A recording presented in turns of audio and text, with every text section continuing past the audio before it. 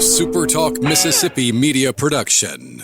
This is Gerard Gibert, and thank you for listening to MidDays here on SuperTalk Mississippi. MidDays with Gerard Gibert is on the air. MidDays with Gerard Gibert is powered by C-Spire. Power your home or business with C-Spire Fiber. To learn more, visit supertalk.fm/C-Spire. C-Spire Fiber powers SuperTalk Mississippi.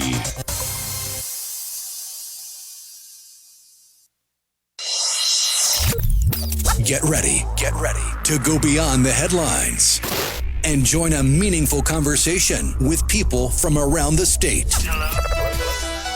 You're listening to MidDays with Gerard Gibert here on SuperTalk Mississippi.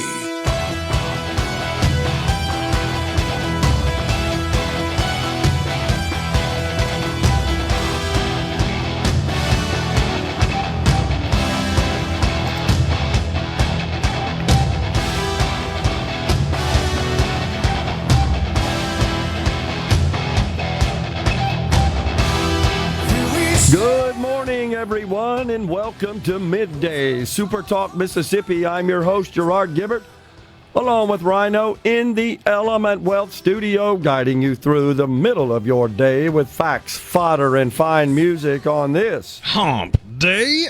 Well, as you can tell, the voice is a little better, not 100%, but certainly much better than Monday. Needed a day of rest there to get it back. We're all buckled up, ready to go. We've got State Senator Chad McMahan. He will join middays at 11:05. And then at 12:05, former Congressman Steven Palazzo. He'll come in as well. Looking forward to those interviews. What's going on in your world there, Rhino? Oh, not too terribly much, except for a slight lack of sleep because I was promised Iran was going to do something I wouldn't forget. So I just binged watched some Netflix shows while I had the other screen with the little Tel Aviv skyline, and they were full of it. The president says nothing short of unconditional surrender.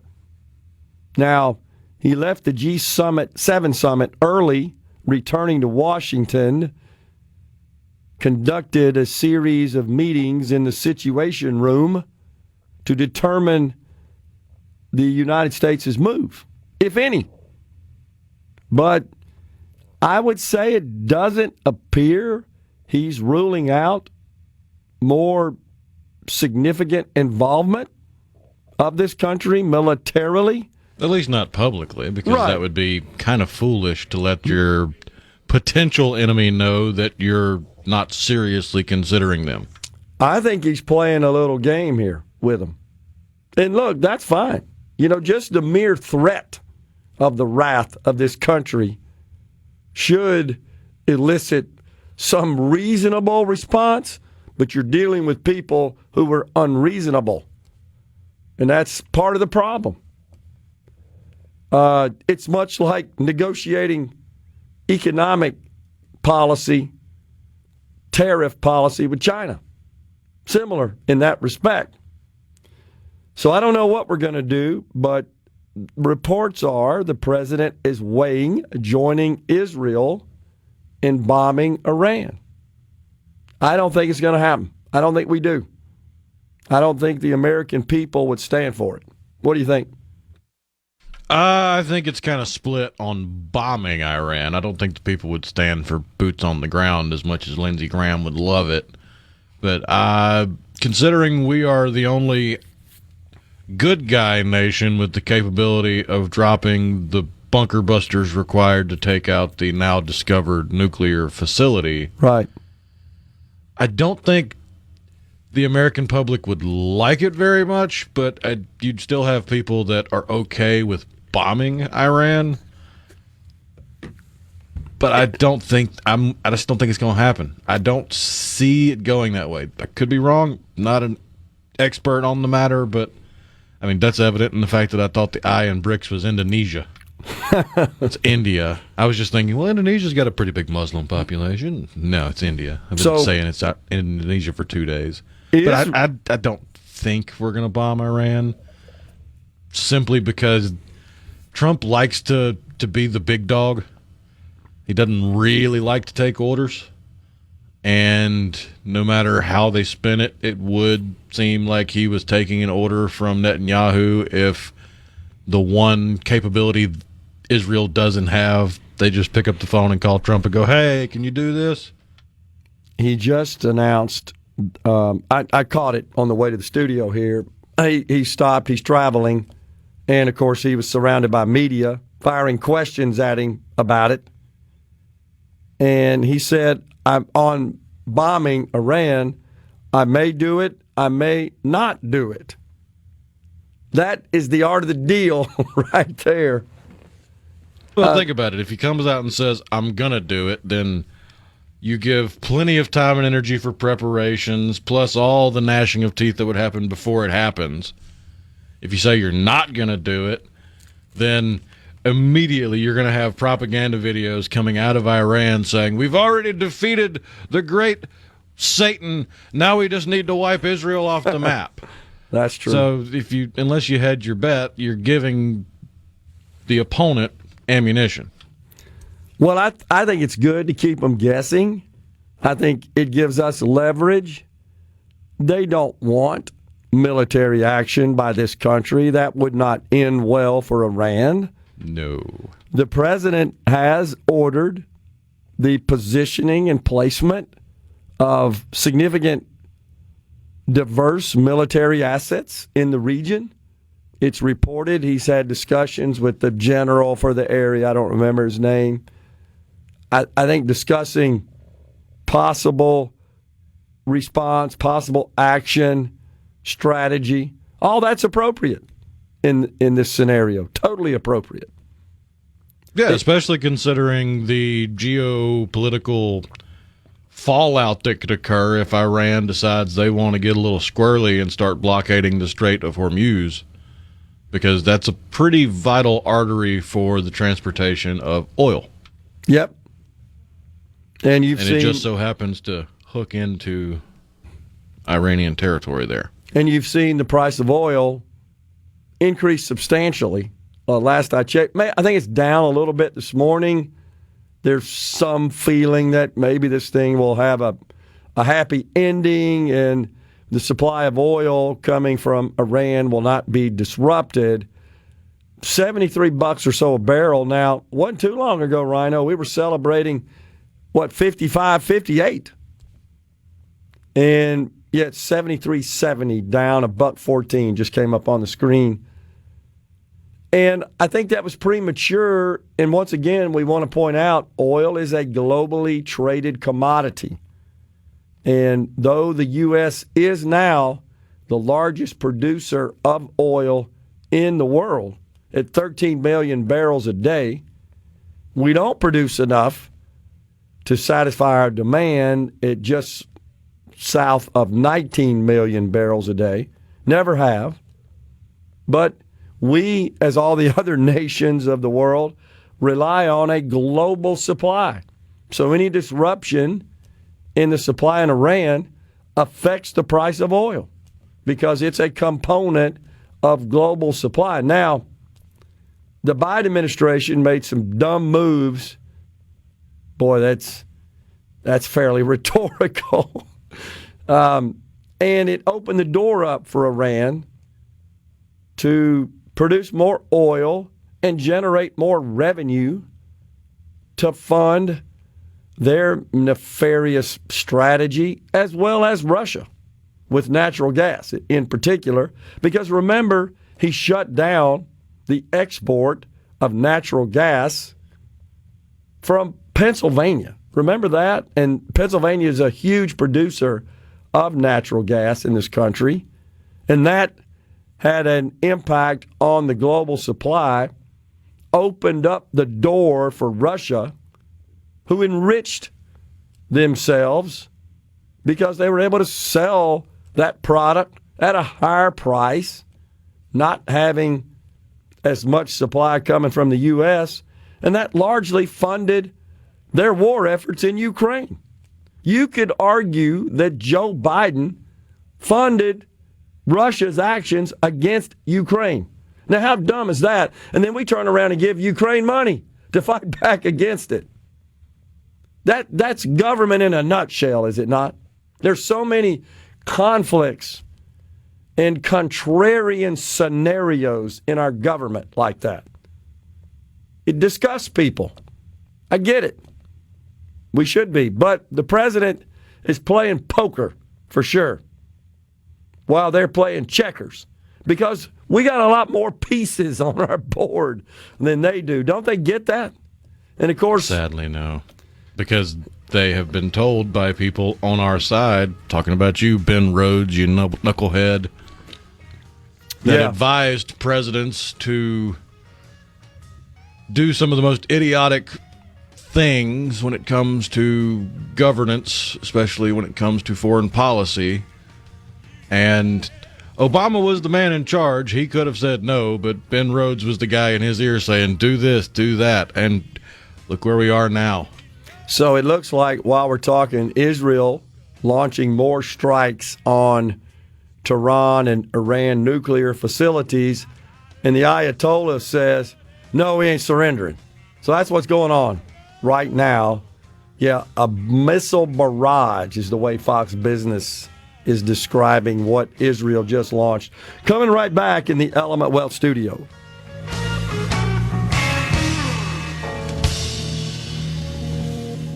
Patriotism is a... This segment of Middays with Gerard Gibert is brought to you by Covington County Hospital in Collins, where your health matters. Gerard Gibert. He keeps his classified documents right where they belong. Inside a Journey record jacket from the 1980s. Gerard Gibert. SuperTalk, Mississippi.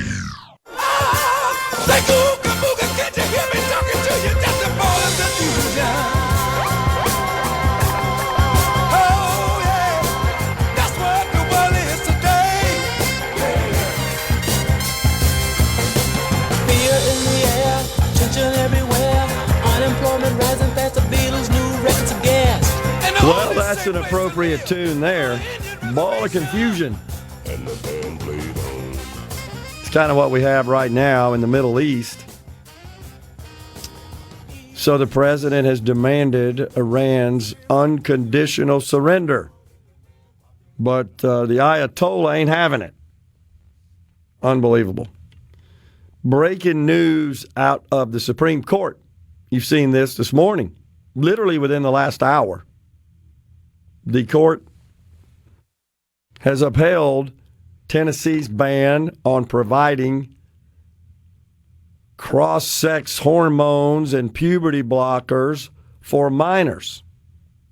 Similar law that we have here in Mississippi that prevents use of medical treatments, surgeries, drugs, hormone therapy, etc. That would, of course, at least attempt to change a minor's biological sex. They say it's necessary, they being the proponents of this butchery is what it is, say it's necessary to affirm one's gender identity, not recognizing that so-called gender dysphoria is really a mental disease that needs to be cured in the brain. No, these liberals have taken this as almost a trophy to put on the mantle. Let's go force this minor or accommodate this minor. Sometimes it is force, honestly, to change their biological sex with all this butchery and mutilation of genitals and drugs and hormones that now we have found can produce long-term, if not permanent, damage to the human body. 6-3 decision on June 18th. The court disagreed with the Biden administration's argument that the law should face higher legal scrutiny than had been applied by an appeals court. So the appeals court upheld Tennessee's law And now you got the Supreme Court upholding it. So I think that's a done deal, right? I mean, could there be any more action, legal action on this, you think? I mean, if there were a federal law put in place, then somebody could sue and question that. That's true. But I think the likelihood of a federal law, slim to none. Right. I believe that would require 60 Even though votes the in the pendulum is Senate. swinging back towards sanity, I don't think there's an appetite to open that can of worms. So I think it's fair to say other states, besides Tennessee, who's in this case, such as Mississippi, who have enacted such bans, are breathing a bit of a sigh of relief. I don't think it's a major one, but it's just a hassle you don't have to deal with right now, I think we could say. So the Biden administration argued that the law was constituted as sex-based discrimination, not interested in protecting young bodies, are they? Rather more interested in genuflecting to the teeny tiny infinitesimal fraction of people that buy into this garbage. AKA the narcissistic crazy people. So I think this is good news. You will not find a single person that is quote unquote trans that is not also a raging narcissist. What is that? What's the connection, do you think? It's a giant cry for attention that they just keep pushing to the illogical extreme. Well, I think it's safe to say this radical gender ideology has truly upended the country. And I don't want to say it's divided the country because that sort of implies equal division. It's not equal. It's overwhelmingly Americans of all political stripes oppose this crap. Have you seen a poll that doesn't say that, doesn't show that 60 to 80% of the country says, no, we shouldn't be doing this to minors? Not a credible poll, no. Okay, fair enough. And you and I think, have said on the show, if you're an adult and you want to do this to your body, knock yourself out. I can still call you stupid because it's a free country. Sure, totally agree. And I would add this caveat, I don't want to pay for it. You pay for it out of your pocket. And I don't really want my insurance carrier covering it because I'm actually paying for it in that scenario, right? Yep. You've talked about that, how Obamacare required one of the provisions, major insurance reform provisions of the law, required this minimal essential coverage in all health insurance sold in this country. And that included guys like you and me paying for maternity care. And in some states, they even took it further than that and added all kinds of crazy stuff as a condition of selling, because insurance is regulated at the state level. You've got to conform with federal law, but you're welcome to add more regulations. The one that comes to mind is New Jersey. They stuck out early on, and heck, individual premiums went to about $20,000 a year for an individual. 35, think about that. You can look me up on this. 35 for family coverage. Incredible. So this is good news, in my view, out of the Supreme Court, that it had the wisdom to say, no, Tennessee is within its right to ban these treatments. And I think, hopefully, I haven't read the opinions or seen any reports on it because it's brand new off the press here. Hopefully, what they concluded was, you know what, people, you don't have a right to carry out and engage in these treatments for anyone, honestly. And if a state wants to say you can't do that to minors, I believe it's child abuse. I would put it in the same category of physically abusing a child. How's it not? And you can add on the layer of the medical malpractice that you would associate with the lobotomy. Okay, I'm with that. Good analogy. Because lobotomies were all the rage at one point in time and That's considered true. a necessity for some. And all you were doing was killing part of their brain and turning them into a vegetable. Yeah.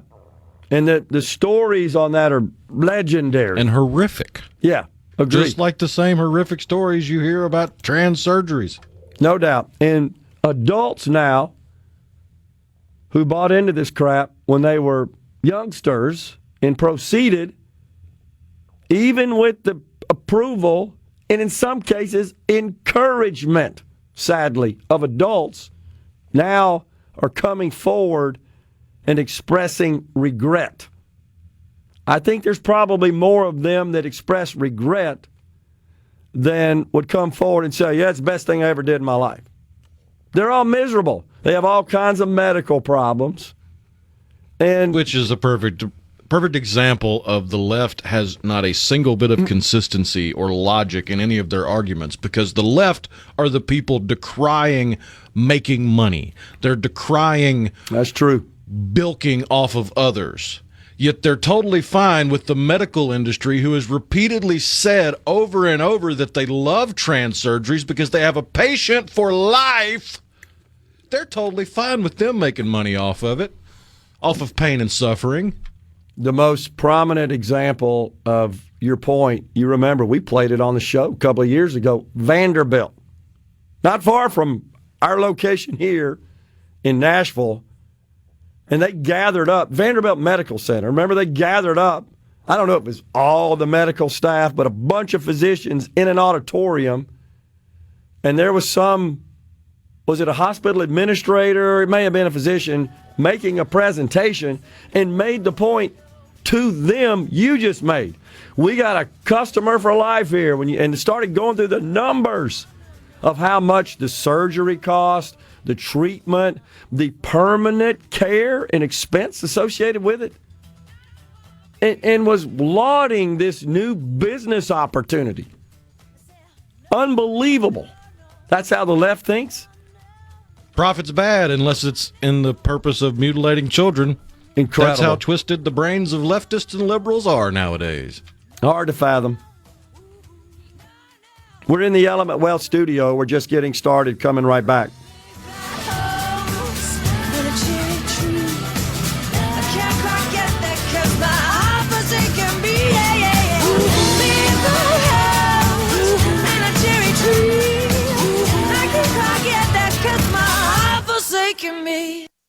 From the Seabird Paint. Covering the stories that matter most to Mississippians. Gerard Gibert. Middays with Gerard. SuperTalk, Mississippi.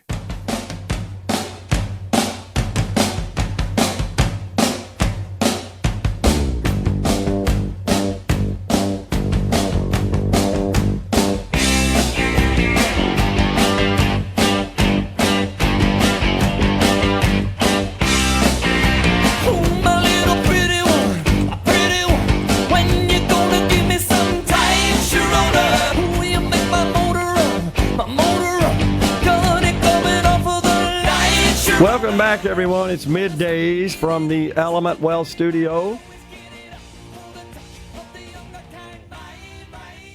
So, here at home, there has been some discussion around the legislature, not formally, not officially, just folks that track this kind of stuff, looking at the budget. Will the state of Mississippi achieve its revenue projections? We're in, of course, the final month of the year. And if I were a betting man, Rhino, I'd say we're going to come up short of the revenue target. Now, keep in mind, and this is something I think you have to at least praise the legislature on somewhat, in that they don't appropriate everything, every dollar that is expected to come in. Unlike the federal government, which appropriates between the appropriation and the statutory spending, we're on track this year at the federal level to generate a $2.2 trillion deficit. In the state of Mississippi, it's expected that we will produce I think it's 7.6. Yeah. 7.6 billion in revenue. To do that, we'd have to collect $765,000 and some change in the month of June, the final month of the fiscal year 25.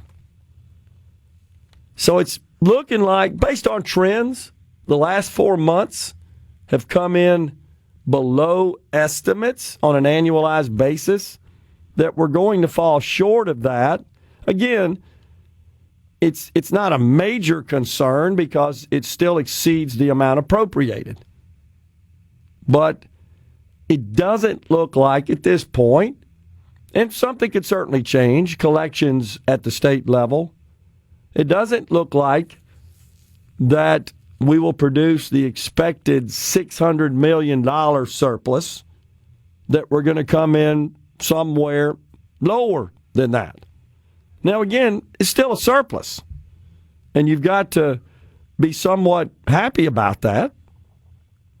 But it's true that those surpluses are stored away in various accounts for other purposes. But right now, even that money's not being appropriated. In the past couple of years, for example, the surplus of revenue over expenses has been used to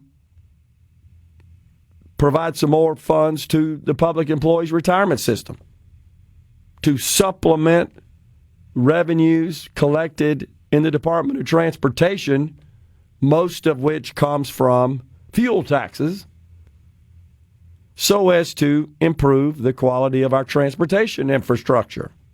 But when you're not generating those surpluses, you don't have that money for those purposes. Now, remember, the legislature sine-died with a budget this year that really didn't provide any additional funding, no direct cash transfers to the public employees retirement system, did pass a bill that creates a new tier for incoming public sector employees, though it's fair to say that's controversial, is one way to put it. So we'll see what happens as we are right in the midst of the final month of the year.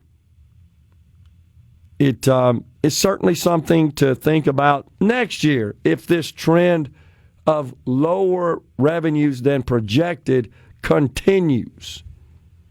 It wouldn't shock me if revenues next year come in less than the sine-die estimates. We got a couple of things going on. Remember, in a couple of weeks here, your sales tax on groceries goes down. But your fuel taxes increase. 3 cents a gallon. Excise tax. It's actually not an excise tax. It's just a fuel tax. It's equivalent to an excise tax because it's on the quantity and not on the purchase. So we got that coming up. And then what are we doing with the grocery tax? Going down by 2%, right, Rhino, from 7 to 5? I think that's the plan. And that's effective July 1. So good news for grocery shoppers. You might see a little uptick at the price of the pump, 3 cents a gallon, as a result of the fuel tax implemented as part of the tax reform bill that passed in the regular session. So all that is coming up right around the corner. But remember that the legislation passed in 2022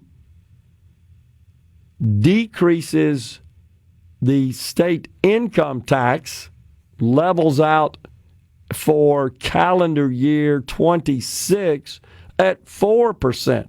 So at least half of fiscal year 26, our income tax rate at the state level will be 0.4% lower. Currently, it's 4.4%. In calendar year 26, it declines to 4%. So half the fiscal year will be subject to the lower income tax rate by 0.4%. Will that affect revenues? It could. It depends on income. If income continues to rise, and thus taxable income, the base increases, you've got more income, lower tax rate, it could level off, offset, or it even could be higher, could be lower. Don't know. It's just something to keep an eye on, especially given that the federal government, with the Senate negotiating the one big beautiful bill, there are going to be some changes, it looks like, particularly in the Medicaid program, that could affect the state of Mississippi. Provider taxes the state collects as a source of revenue to pay for the Medicaid program. There's some provisions that would limit that. In fact, would ban any new provider taxes. I would say, since that was a key component of the Medicaid expansion plan debated in the 2024 legislative session, I would say that's off the table. Too volatile, more money required to be contributed at the state level. Something else the one big beautiful bill does is transfer more of the administrative expense for the food stamps, the SNAP program, to the states. So our cost of administering SNAP will increase, at least our share of the costs. Now, Rhino, maybe this would cause our state government, our state agencies, those in charge, since they're going to have less money coming down from Washington, to give some serious consideration to streamlining the administration of the program and strip some extraneous costs out. That seems to be the only time government is actually willing to cut anything, is when they're out of money. And in this case, we're talking about federal money. It does bother me, I'll have to tell you, that I'm all for eliminating the income tax. You guys know that, in a responsible fashion. But we're too dead-gum reliant on the federal government and the money we get from the federal government. And you could make the case that we're able to keep taxes low, even eliminate taxes, as we are going to do with this bill that passed this year in Mississippi, because the federal government incurs debt. Because nearly half of every dollar spent by the federal government outside of what are supposed to be self-supporting programs, Social Security and Medicare, everything else, nearly half of every dollar is borrowed. That's how dire our financial condition is. So think about this. Of the almost $8 billion we get from the federal government for the Medicaid program in Mississippi, half of it gets added to the federal debt tab. What if they only appropriated an amount that would not necessitate borrowing? Then we'd either have to major reform the Medicaid program or come up with the $4 billion on our own. We're coming right back in the Element Wealth studio.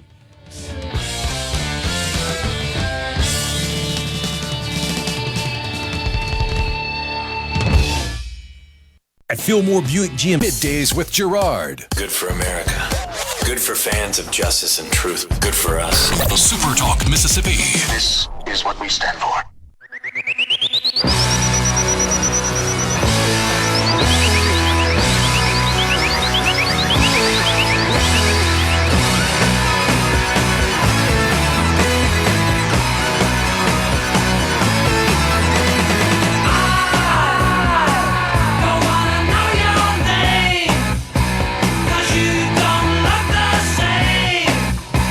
The way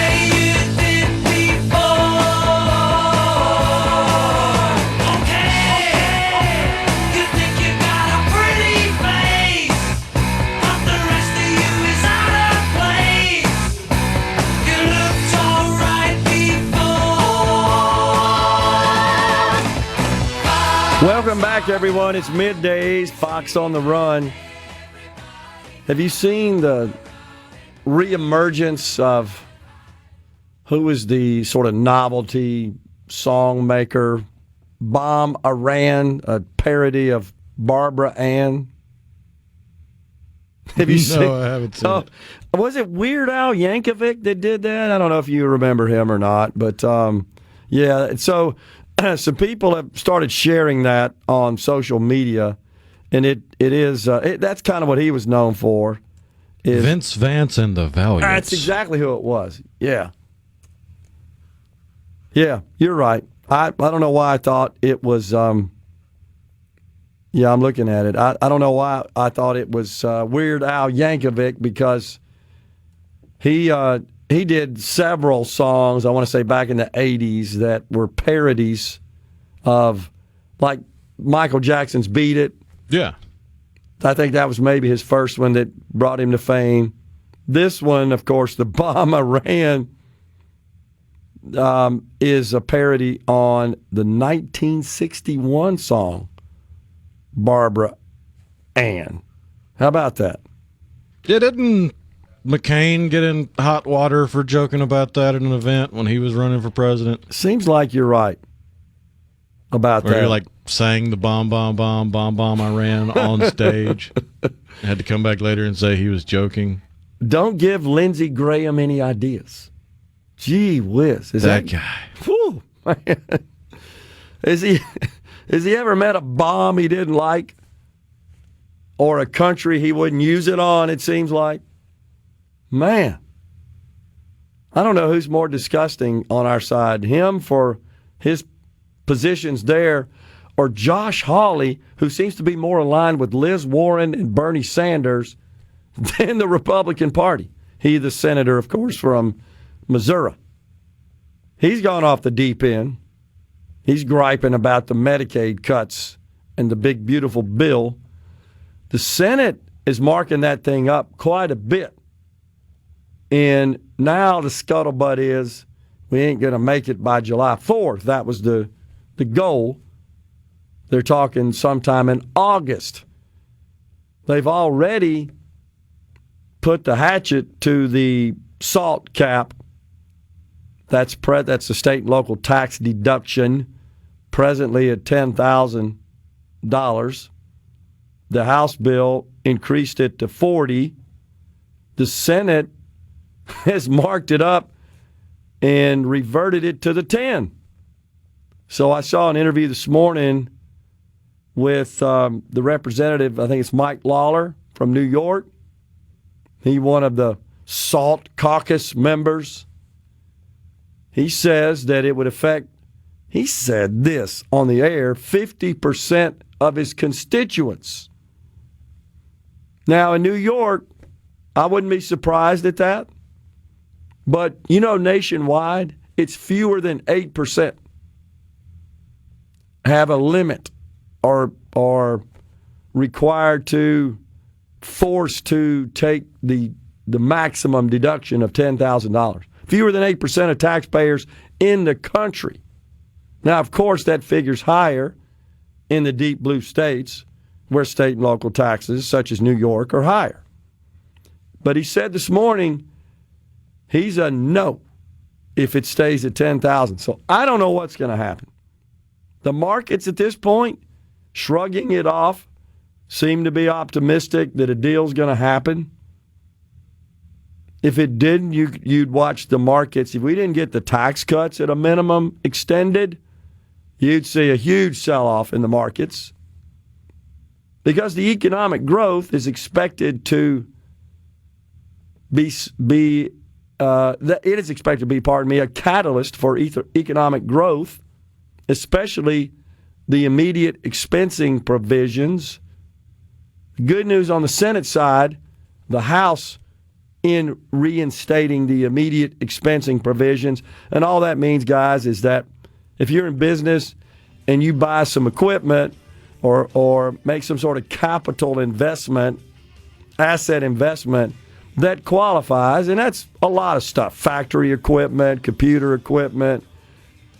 Retailer could buy racks and other assets to operate a retail store. I mean, so it's a huge gambit of assets that qualify. You get to write that off, deduct that on your tax return in full in the year of purchase. The House bill, however, put an expiration date on that reinstatement at 2028. Bravo to the Senate bill. They made it permanent. But what they did is they reduced the pass-through deduction from 23% to 20% to make the math work. Coming right back.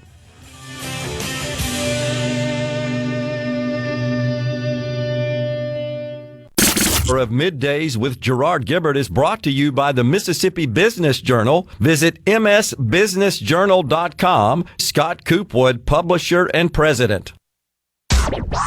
And now, the talk that keeps Mississippi talking. That's what I like to listen to. You're listening to Middays with Gerard Gibert. Here on SuperTalk, Mississippi.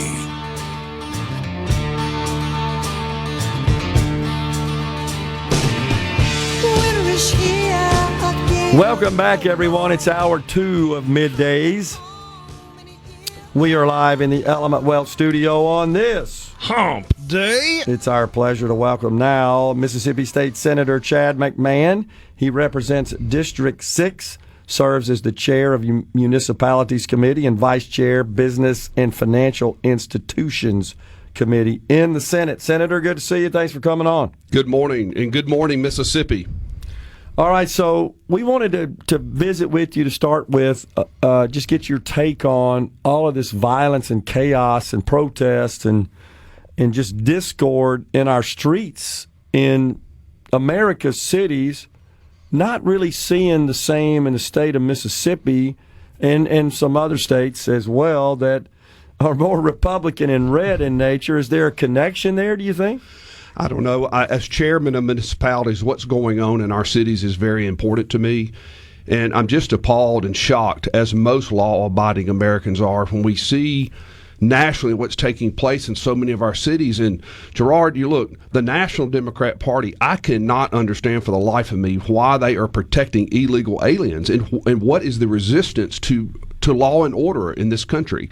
So, as you know, this past Saturday, we had 7 protests, No Kings protest in Mississippi, from Tupelo to Jackson and across the state. But I'm happy to share with Mississippians that there were no arrests associated with those protests. And I think that really speaks to the culture of Mississippi, where we can still have debate and we can still disagree and argue without being violent and without taking it out on each other or taking it out on each other's property. So, I do support the right to assemble. It's a constitutional right as long as it's done peaceably. And I think, like I said, it really speaks to Mississippi. And I think it speaks to the way Mississippians respect law enforcement in the state as well.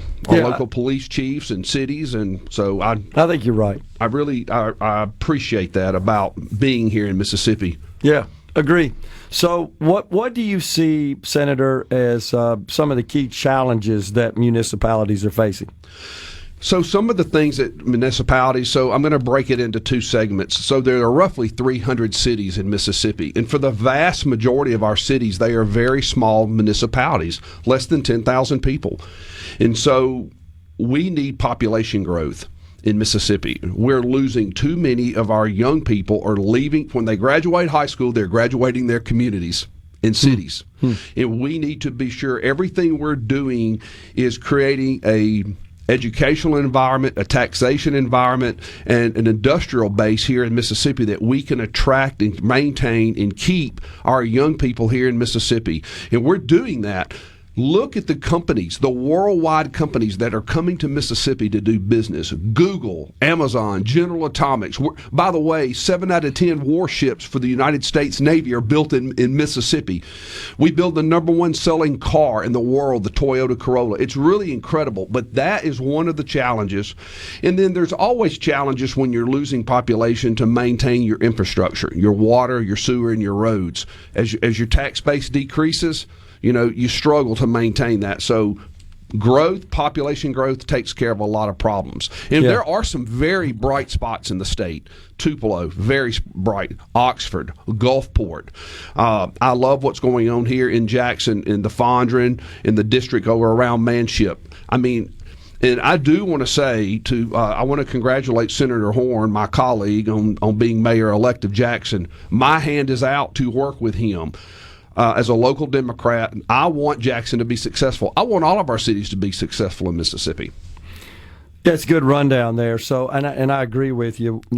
A key to improving the quality of life in our cities, I think, is to retain this fantastic talent, young talent, that are graduating from our high schools. Many are graduating from our fantastic community colleges and universities, but so many of them exit the state upon graduation. It's merely economics. Young people, they have a lot of financial pressure on them. When you get out of school now, a lot of them are $50,000, $75,000, $100,000 in debt. And while they're young and most of the time not married, they want to maximize that right out of college. I've got a young man in the district that I represent. His name is Robert, but he's a young man. He's 26 years old, and he chose to go in the oil and gas business right out of high school. And he's been on 6 continents in 5 oceans, and he's only 27 years old. Wow. But it's a high-paying, high-yield income. But, it's good to do that if that's what you want to do while you're young and not married. But I'm looking for ways to keep families here in Mississippi and to have great career opportunities. And that's everything we're doing as conservative Republicans is about realigning the tax code, eliminating the income tax, and attracting business so that our young people do have these high-pay career opportunities. Yeah, absolutely. The Mississippi Municipal League has its annual conference. It's coming up in about a month. Yes, sir. Have you seen the agenda? Just curious, what are the hot topics you feel like they're going to be discussing? I haven't seen the agenda. I will be attending as chair of municipalities. What's going on in these our cities is very important to me. I will be touring around the state some. I've already reached out to some mayors between now and the end of the year. But there are a lot of opportunities for all the newly elected aldermen and mayors. I encourage you to attend MML. It is a wonderful time to understand government. There are 3 types of city governments in Mississippi. You have a code government, you have a city council type of government, then you still have a commission form of government, which is pre-Civil War, and Vicksburg is the only city that still has that type. So there are 3 types of government. But you'll learn about the limitations of office and and the capabilities of the offices. So, Chairman Rushing and I in the House, we have a luncheon, and we have an interactive luncheon. I welcome you to attend that luncheon. We share a few thoughts, and then we take questions. But I want our cities to be successful because at the end of the day, Gerard, where would Mississippi be without our 300 great cities? And let me take this opportunity to share something with you.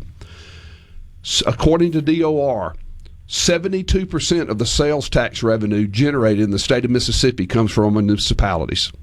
Sure. So that's why I've always supported reinvesting money back in our municipalities, especially the ones that are bright spots that are really attracting young talent and attracting companies. Yeah.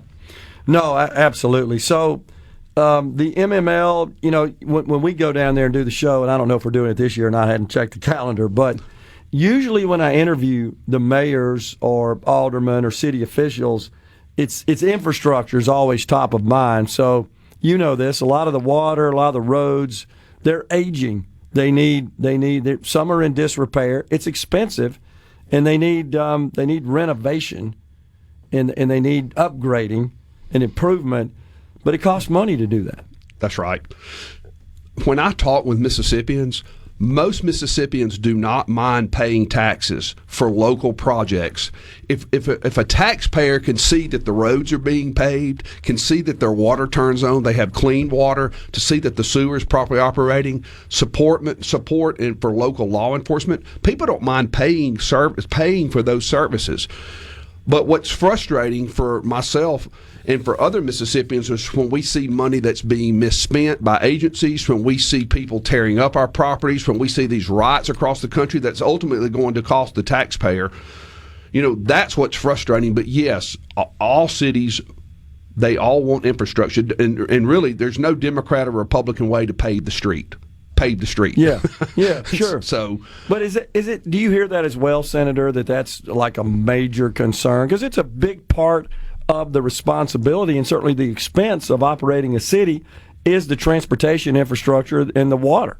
Yes, and my colleague in the House, Chairman Randy Rushing, wonderful chairman. I enjoy working with him. I really appreciate him. He has great ideas. He's always open. He and I have a great back and forth conversation. But we want to see more investments. And this year we did pass a House bill that created a bucket, if you would, a bucket of money that would have allowed for dilapidated property. So any city, if it's being held at the Secretary of State's office and it's dilapidated property, that they could go in, they could have gotten some grants. We did create the infrastructure. Unfortunately, with the passage of the budget this year, it did not get funded, but the framework is there for us to fund it next year, and I believe we will. There's also money in MDA, grant money available for our cities to do different types of projects, infrastructure being one of those, but unfortunately no money was placed in that either this year. But the framework is there and it's ready to go once the legislature makes the commitment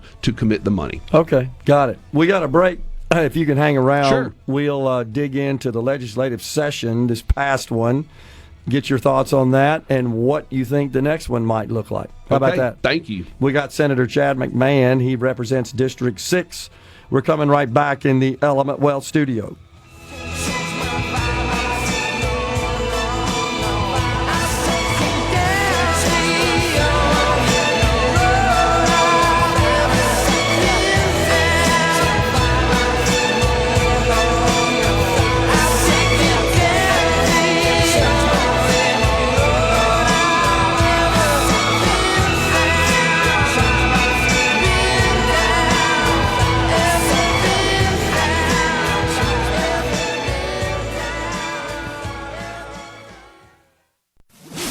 The talk that keeps Mississippi talking. We're rolling. Hit it. Go. Play it.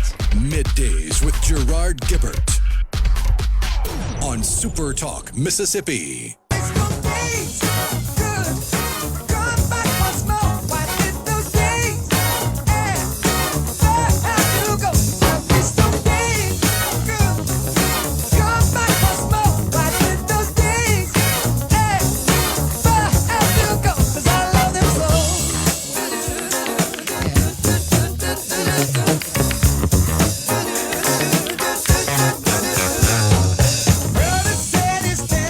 Welcome back, everyone. It's Middays from the Element Wealth studio. Senator Chad McMahan is our guest in the Element Wealth studio. So, appreciate your thoughts, Senator, about the status of the municipalities in our state. Before we move away from that, any thoughts about the recent municipal elections? Sure. So the voters, you get the government you elect. If you elect mayors and aldermen with no vision or who underperform, then that's what you get in your communities. And so it's really important that you're electing people. We are all electing people that have a vision for our cities, that have a plan for our cities, and that they're able to execute those plans, and that they're a unifier. They're able to bring people together and have a goal for where you want to be in 5 and in 10 years. And I love that about several of my mayors that I represent. They actually have a 5 and 10 and 15-year plan about where they want their communities to be. Mayor Kopi Grantham at Saltillo, Mayor Todd Jordan at Tupelo, Mayor of Baldwin. I mean, I have some really great mayors. Rosalind Clark at Baldwin. I have some mayors that have some vision, and that's what you have to have. And I've been to every city. By the way, I've been to every county in Mississippi, and almost every city, including Sartesia, the smallest municipality. I toured it in 21 and 22. I got out when you couldn't do anything. I just drove around Mississippi. It's amazing all the things that are here in Mississippi. Yeah. But in a lot of our communities, you can ride through a county or ride through a municipality, and I can tell you immediately whether or not the board and the mayor have any vision for that city. You got to do what you can with what you got with where you are. There's such a stark contrast. And I could sit here and name a dozen that are fantastic, that are thriving. And to your point, you could drive around and tell that.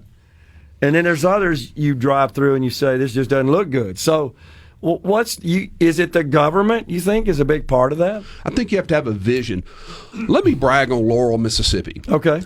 Look at Laurel, Mississippi. Have you been there and seen what they're doing? The private sector had a vision. The new founders, as I like to call them down there, they had a vision for what Laurel could be. Yeah. They didn't like where it was. They wanted to see what it could be. And they met with the mayor and the alderman. They got their business community together. They got their local paper. And everybody said, hey, we're going to go in the same direction and pull together for the betterment of our community. And it is amazing what they've transformed down there. Natchez, Mississippi, Mayor Dan down there. Yeah, does a good job. Yes, absolutely. He happens to be a local Democrat, but I love his vision and what he's doing. Go down to Natchez and try to buy a piece of property downtown because there are no empty buildings in Natchez. And the movie industry has been transitioning out of California, and one of the spots they're choosing is Natchez, Mississippi. Exactly right. Mississippi has a lot of different terrains. You wouldn't believe that, but we have plains, we have hill country, we have a mini Grand Canyon in the central part of the state. There are only two petrified forests in Mississippi. One of them on Route 66, the other right here, just north of Jackson. Yeah. It's incredible the God-given geography we have, and people are recognizing that more and more and doing business here in Mississippi. Yeah, that's a good point. Yeah, it's great. You know that about Texas, but Texas is massive from a geographic land perspective. Correct. Mississippi's not that big, yet we still have such a diverse landscape.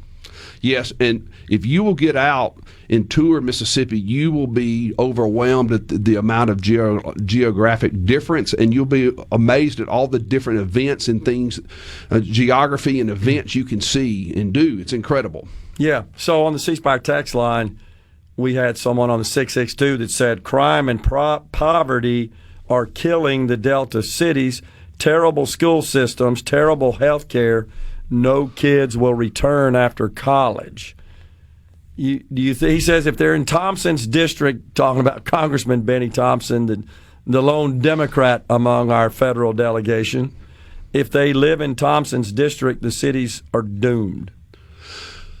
Well, it's like I said, it's about local leadership doing what you can with what you've got, with where you are, and you've got to look at a region and say, hey, we're going to do what we can with what we got where we are. And one of the things we all should be standing against is violent crime. I'm not going into any city and spend the night if they have a high crime rate. So that's one thing you can do locally. And we do have cities in this state where aldermen are dismissing tickets and things of that nature. You know, I'm not talking about speeding tickets. I'm talking about real crime. And so that needs to stop. We all should stand against violent crime and against theft and welcome people into our communities. Remember, we are the hospitality state, and that is one thing we should all be really good at, regardless of where you live and what city you may be in. Let's show the hospitality of Mississippi. But what you described, Senator, sounds more like just blatant corruption. It is. I want to go back to Jackson. I'm very excited about Mayor-elect John Horn. My hand is out to him. I want him to be successful. But right here in Jackson, our capital city, the only real metropolitan city in Mississippi, according to YouTube, there are several articles that you can pull and videos on YouTube. Jackson is number one in the United States or America for property deflation. If you have a home inside the city limits of Jackson, it's dropping at 4% value I've a year. seen that video. Yes, it's terrible. Drone flyby. Yes, yeah, I've seen it. I want to turn over. that around.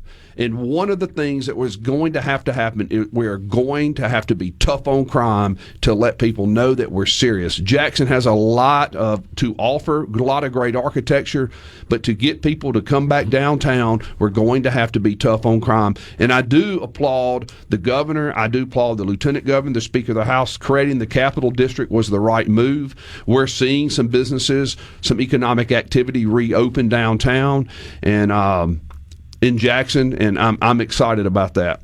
Yeah, I think you're right. And I think Senator Horn will have a different approach than the prior mayor as the mayor of Jackson to crime. I don't think he'll stand for it. I think he's serious about addressing and correcting that problem. I think he knows that until you get that under control, Jackson really doesn't have much of a chance of returning to the days when it really was a fantastic city. Yes, sir. Yes, sir. I think he totally believes that. Let's talk about the 2025 session. Any just overall thoughts about that? That I look at some of the legislation that made it across the finish line. Direct sale of wine was a big one. That because most everything else, honestly, Senator, didn't get through the tax reform, elimination of the income tax over an extended period of time. It did, but it was controversial. Yes. At a minimum, I think that's largely why we ended up having to call a special session to get a budget done. And then, of course, that ended without any special project money. That was a little atypical for the budget. Your thoughts? Some people call it a special projects bill, but I call it what it really is. It's reinvestments in our local communities. We talked about that earlier. 72% of the sales tax is generated in the municipality. So I do think that we will have some local infrastructure projects next year, very targeted, I do. I think that will happen. There'll be some additional conversations about health care next year. It's a tough time to be in health care, whether you're a provider, and it's a tough time to be in the insurance business as well. They're operating on very, very tight and small margins. We want to try to find the right balance for that. Education, Mississippi it is amazing. The Mississippi miracle, what's taking place in math, in science, in reading improvements in this state.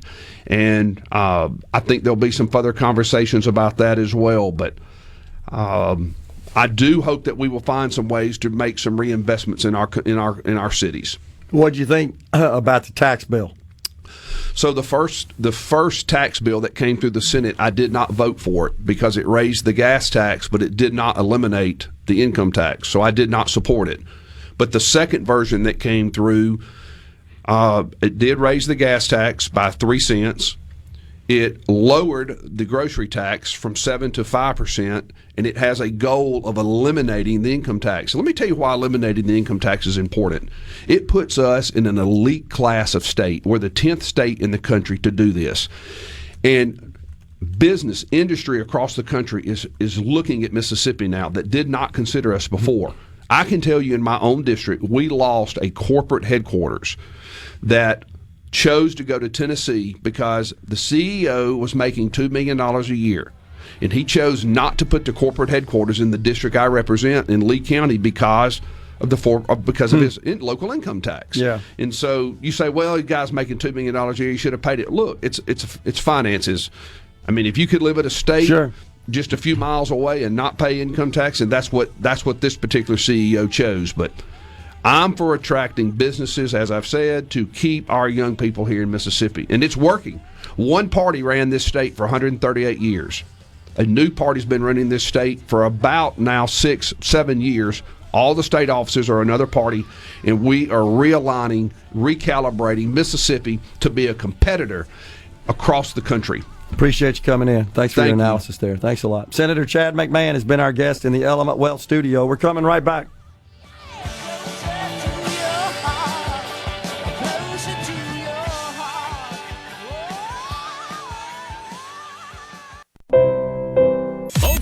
Everybody ready? I'm ready. Ready here. Middays with Gerard Gibert on SuperTalk, Mississippi.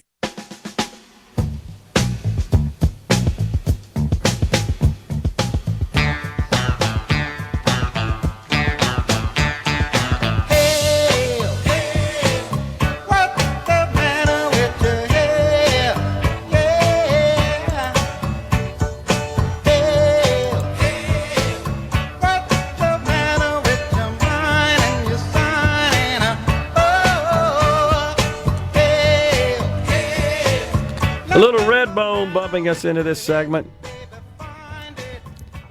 Man, this morning, the president, as he was exiting the White House, over there on the west side, that's where, what's it called, Pebble Beach, I think, where all the press, I walked right by it when we did the show up there.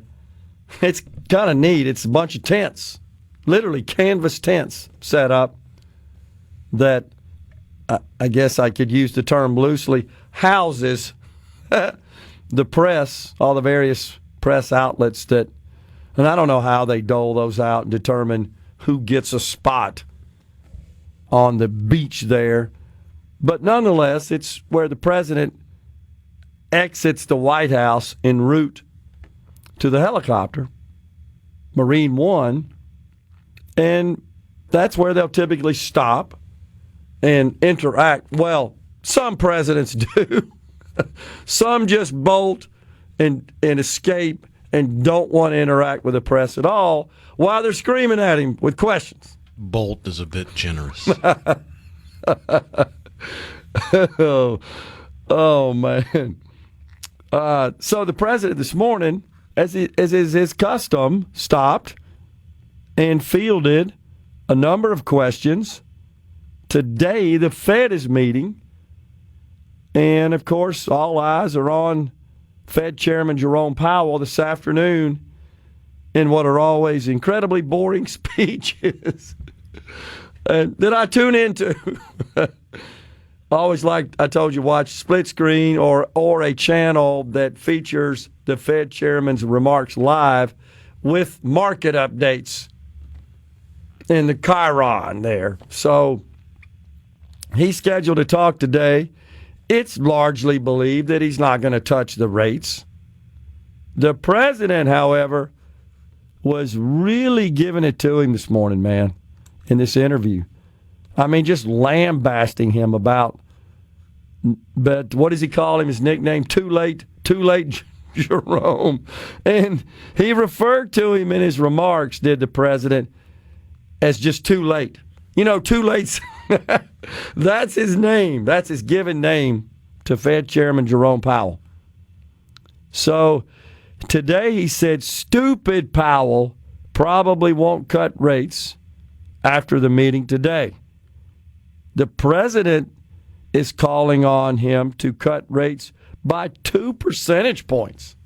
That's a lot, given the current Fed funds rate at, 4 and change, something like that, I think. So that's a bunch. And, of course, he does point out, does the president, that if the benchmark rate were to fall, were to be decremented by the Fed, that Treasury rates, those are the rates the federal government pays when it borrows money, would go down as well, and that would reduce our debt service, our interest. He's right. But the Fed thinks that inflation's not under control, and they're concerned. I mean, we'll get the remarks this afternoon, but this is what I expect, and this is what people that do this for a living expect as well, and talking about analyze Fed moves and the economy and so forth. So it's expected that he's going to leave rates alone. Now, there's widespread speculation that the president is going to make a change there. And then there's, as far as the Fed chairman, and then there's even speculation, Rhino, you've seen it, that, okay, well, does the president have that kind of power? Can he terminate the Fed chairman? This morning, he said, so we have a stupid person. Frankly, you probably won't see cuts today. Europe had 10 cuts. We had none. And I guess he being Jerome Powell, the Fed chairman, is a political guy.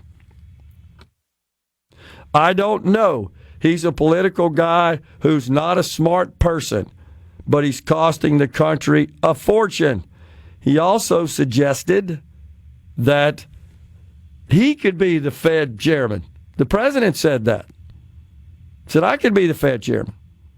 He said if he's worried about inflation, that's okay. I understand that.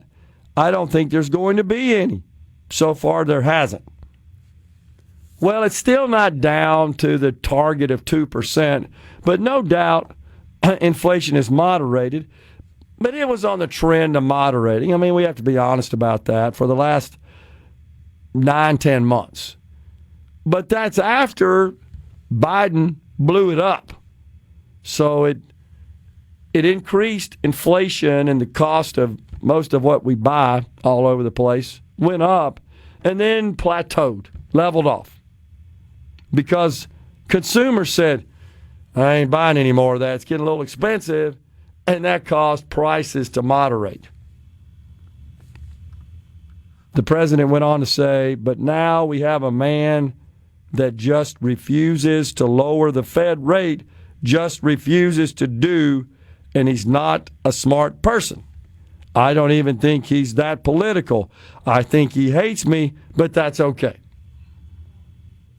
So, he also indicated that he's extended invitations to Powell, and he seemed to imply that he doesn't always accept those invitations to meet with him, although they did meet recently at the White House. Really no reports on what transpired in those conversations. But Powell and his Fed governor colleagues, they've pretty much made it known that they're not going to be swayed by political pressure.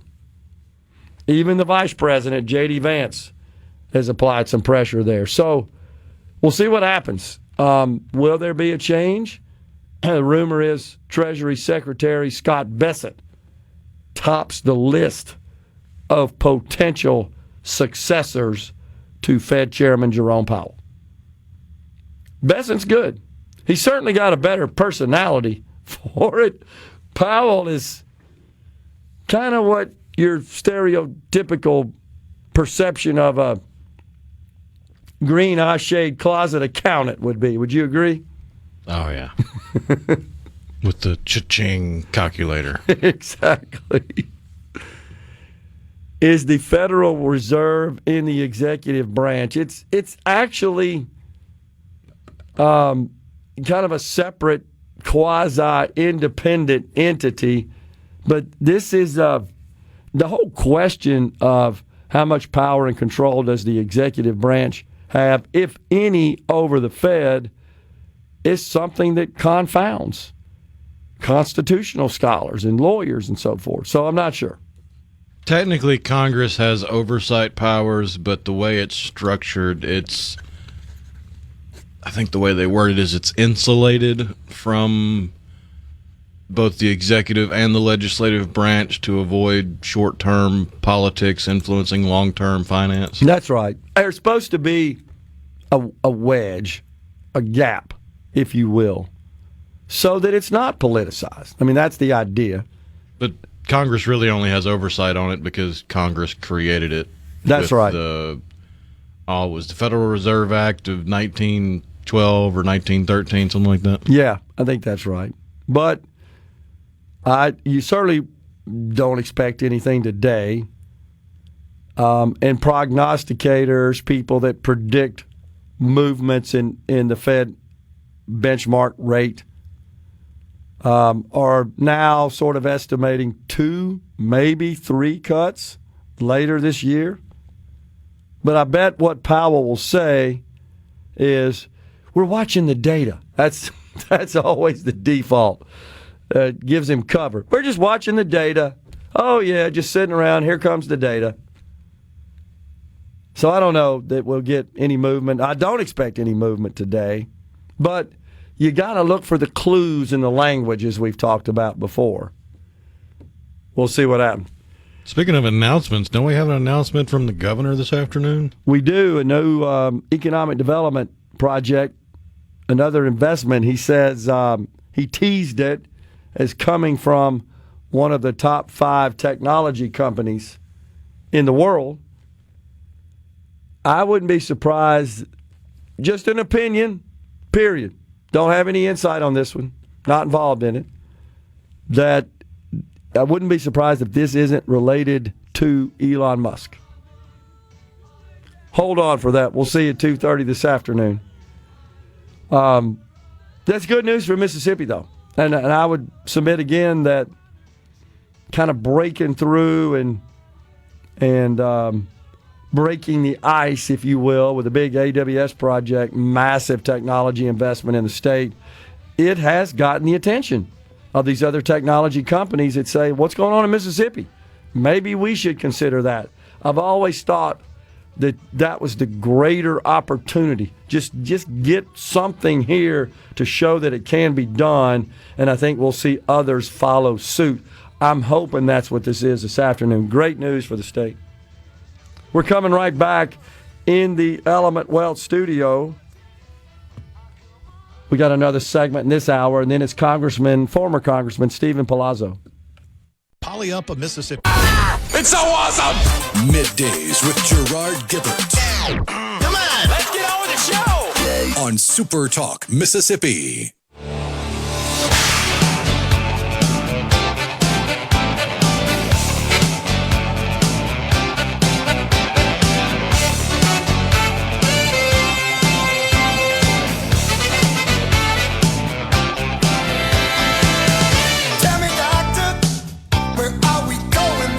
Welcome back, everyone. It's Middays from the Element Wealth studio. Ben from Madison says we're going to need more nuclear reactors if we keep attracting these tech giants. I saw recently where Amazon has purchased an existing reactor in Pennsylvania. I hope they commit to something similar in Mississippi. Yeah, we agree, Ben. I think Rhino and I are aligned on the need to build out more nuclear power capability as a way to address our future demands for electricity. You're right about that with respect to, is it Amazon? Now, who's the group? This is about a year ago. I think it was Microsoft that was going to restart the reactor that didn't melt down at 3 Mile Island to service some new facilities they were building. I think it was Microsoft. Yeah. So I think you're right. Amazon, that was recently in the news about them working with an existing reactor in Pennsylvania. I still am of the belief that small modular reactors have a place in the matrix. And the good news is that our governor and our public service commissioners also understand that he who's got the power is going to win the economic development game. There ain't no doubt about it. That's the future of our economy. But there is a huge difference between reopening a decommissioned reactor and starting from the ground up, building one from scratch.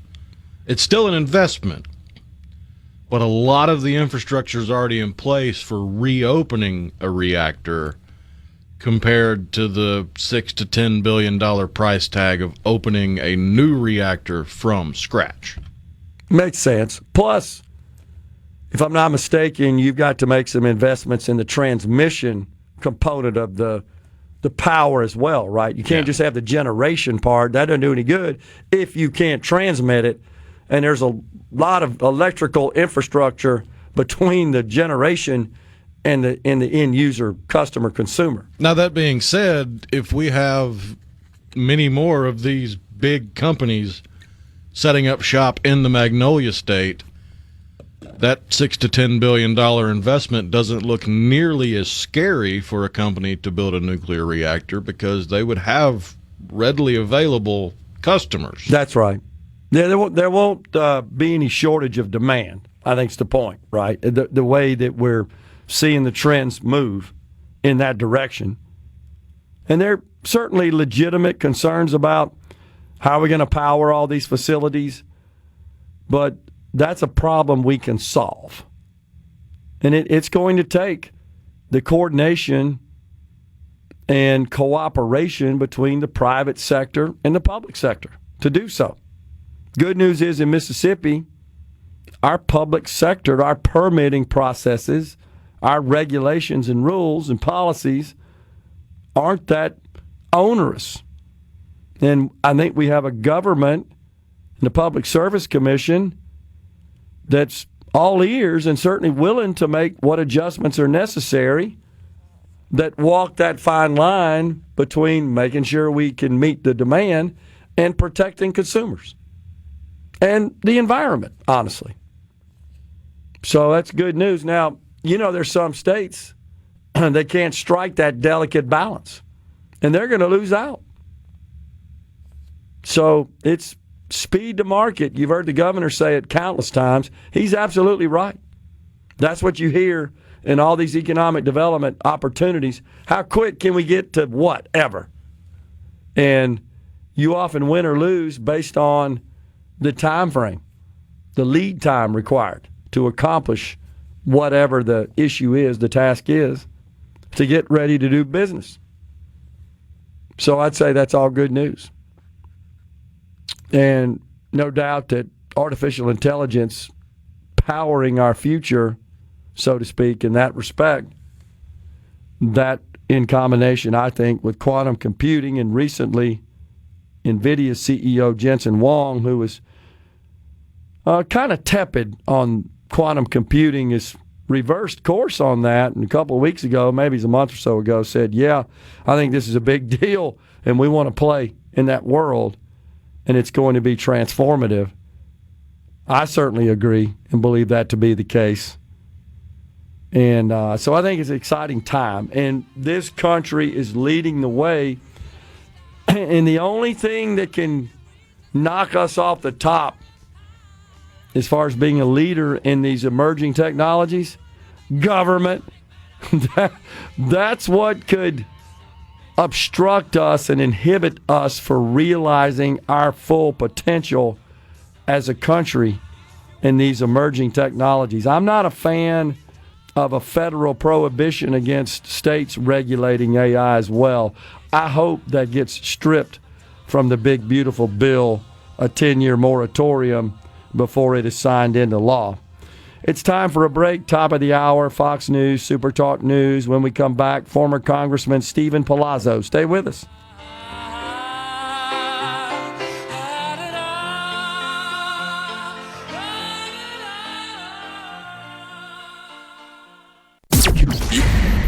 Welcome to the show that challenges you to think deeply, and look beyond political posturing. You're listening to Middays with Gerard Gibert here on SuperTalk, Mississippi.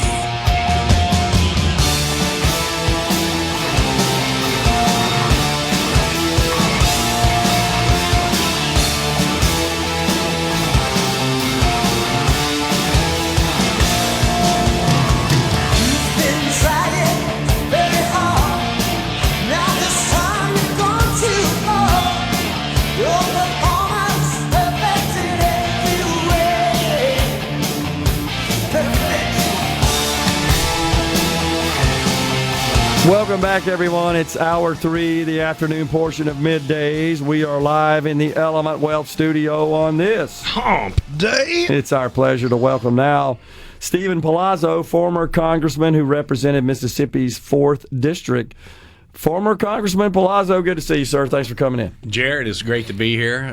Glad you let me sit in the chair. Of course, I miss our good friends Paul and JT, but you're doing a fantastic job. Well, appreciate that. Carrying on their legacy. Thank you. Appreciate that. So, you told me you were going to be in town. We thought it'd be a good idea for you to come in and just you're obviously no stranger to politics and all the machinations going on in Washington, and right now all eyes on the Middle East with the conflict between, it's really, I don't know if you call it a war at this point, but they're firing on each other and they're doing a lot of damage to property and, of course, also taking out people. What do you think America's posture should be there?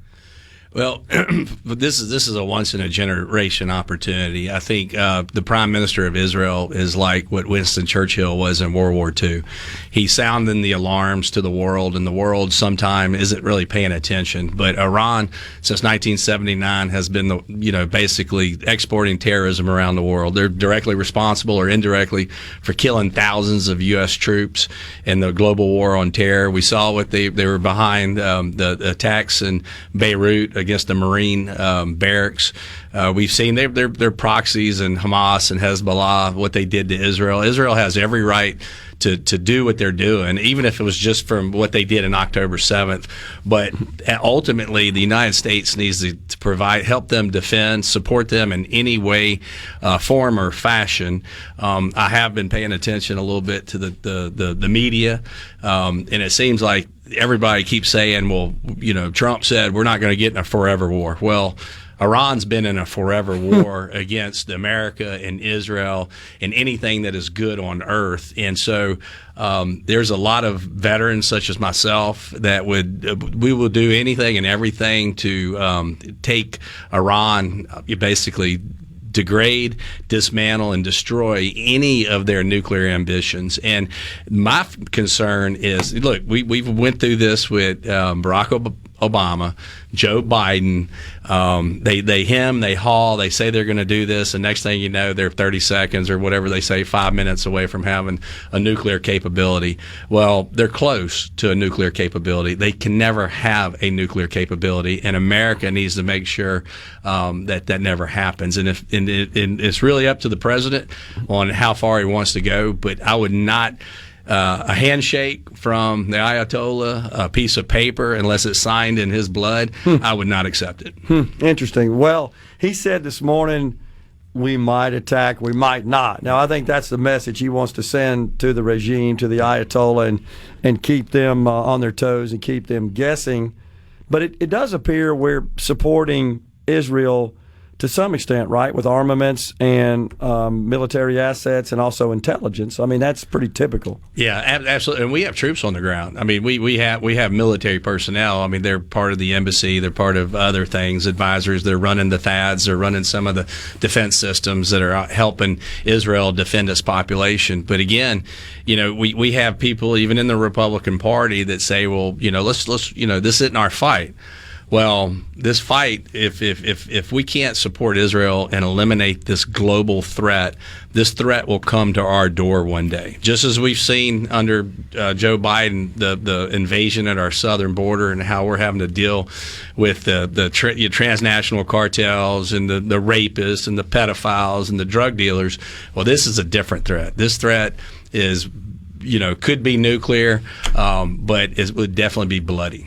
Well, I believe it's the Ayatollah said something to the effect, if you attack us, we will unleash irreparable harm, I should say, damage to the United States.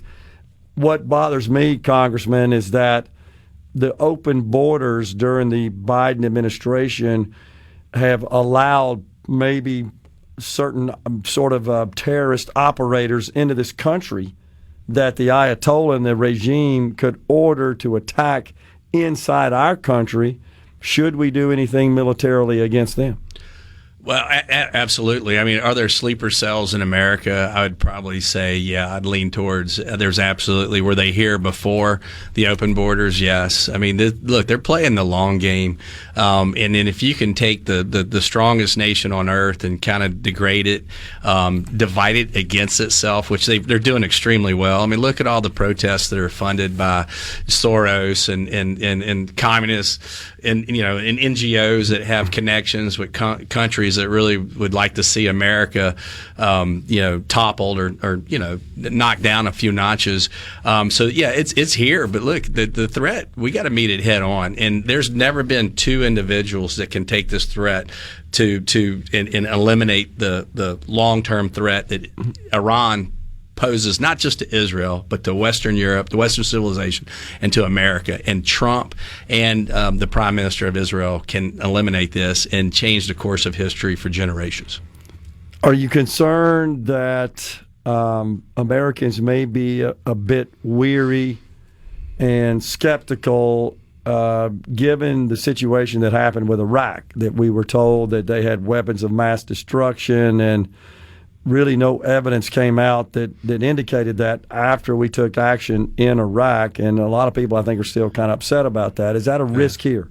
I think, I mean, you kind of been hearing that, like, from some, again, on the Republican talk, shows. It's like, well, we don't want to get in a forever war. We don't want to commit troops to the ground. Well, you talk to your veterans. There's a reason why we have a military, and you want to use it for good.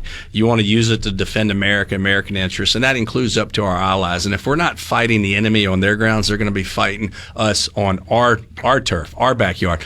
We don't want that. But we can use technology. We can support and defend Israel, again, provide them with the weapons that they need and the technical capabilities. But a full ground assault, I don't believe that's necessary. But whatever it takes to eliminate this global threat, I think should be on the table. Okay, so are you aware that Israel has asked for anything over and above what we're currently providing? Is this something that perhaps our president and his advisors on the military side are contemplating? Listen, I think everything's on the table. Okay, and that's what the president says. And unlike Obama and Joe Biden, this president doesn't like advertising. He likes to negotiate. He likes to keep people off guard, but he's not going to tell you our war plan. He's not going to tell you what we're going to do. And just as we were walking into the studio, they're launching another ballistic attack on central Israel.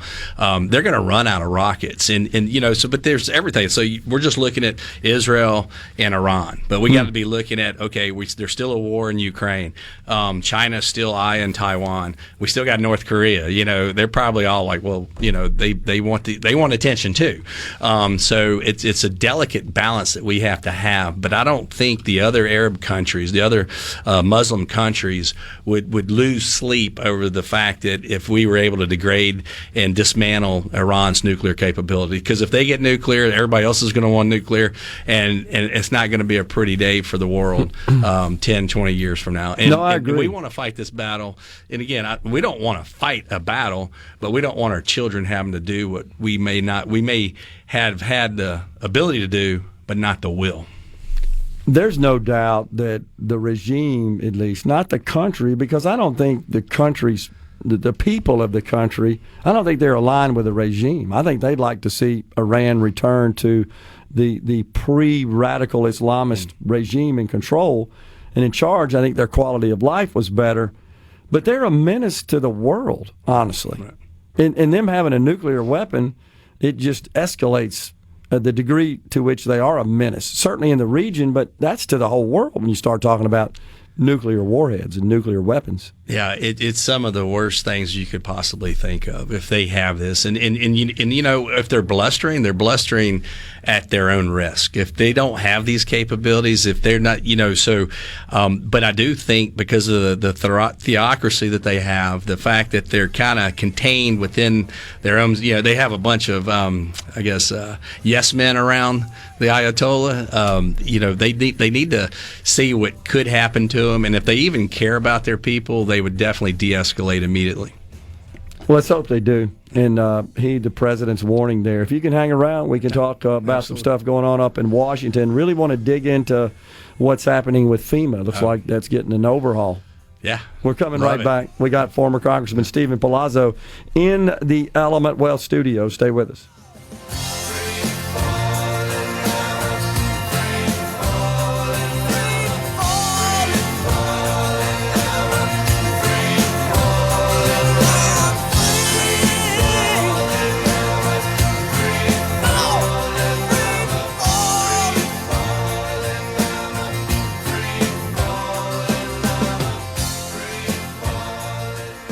Be sure and check it out. Let's do this. The talk that keeps Mississippi talking. Middays with Gerard Gibert. Let's get on with it. On SuperTalk Mississippi.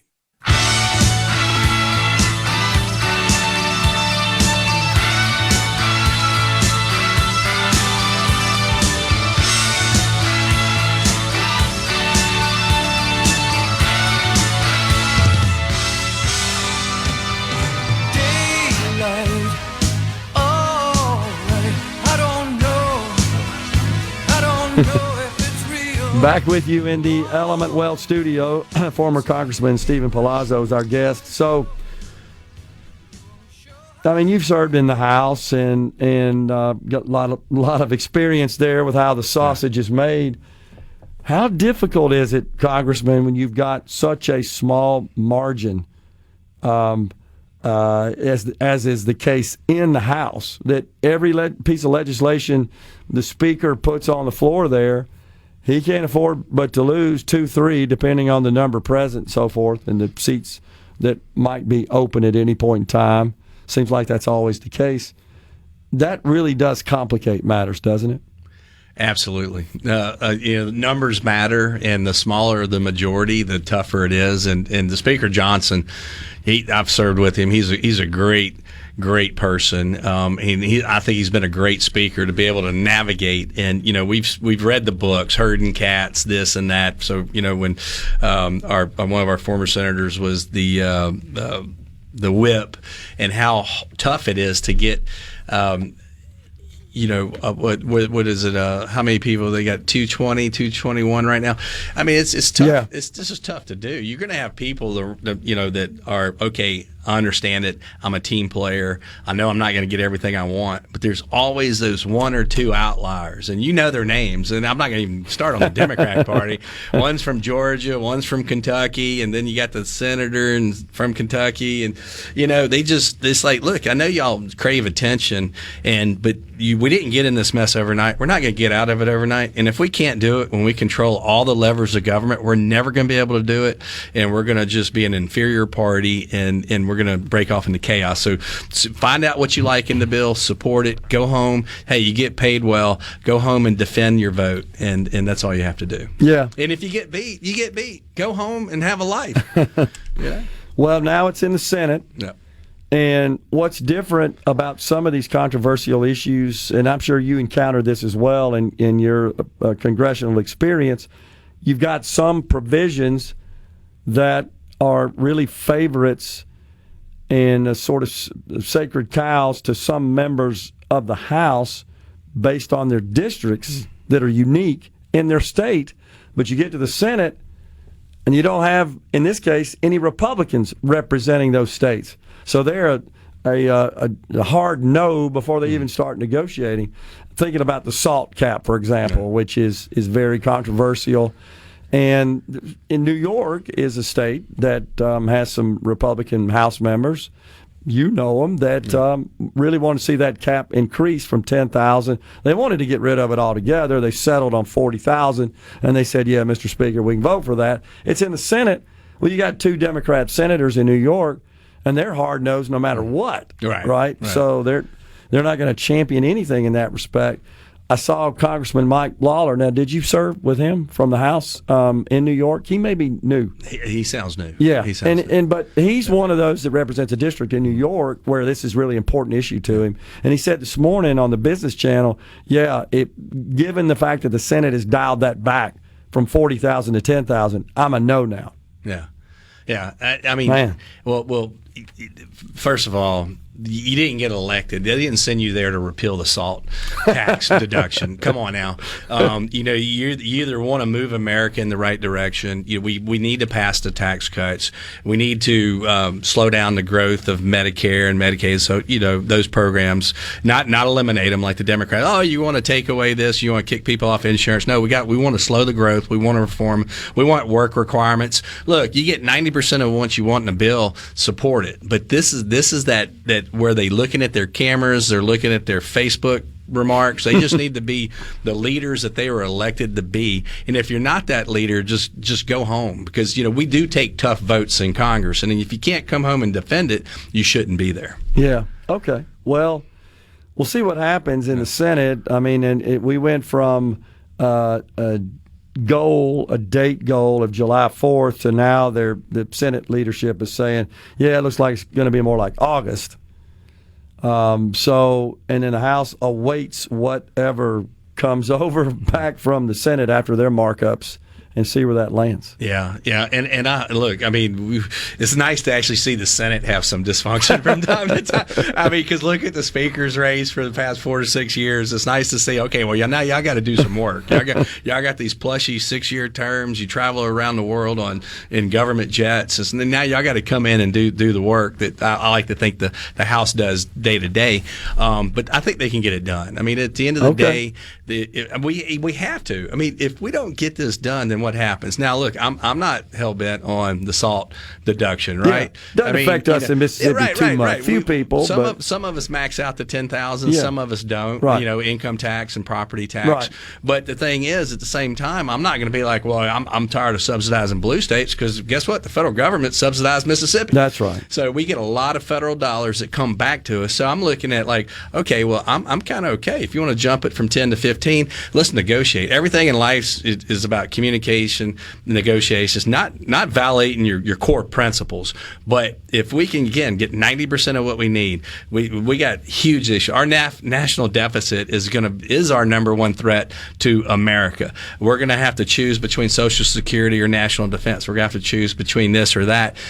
So that's what I love about the government, the coming in, the DOGE, looking at all these agencies, seeing where we can reform them, make them more efficient, eliminate them if we can. Sure. We just don't have all the money to pay for all the programs that over the years Congress has neglected to reform. No doubt. Yeah. Something that could affect Mississippi is FEMA. What do you think about that? Four-letter word. Yeah. Starts with an F.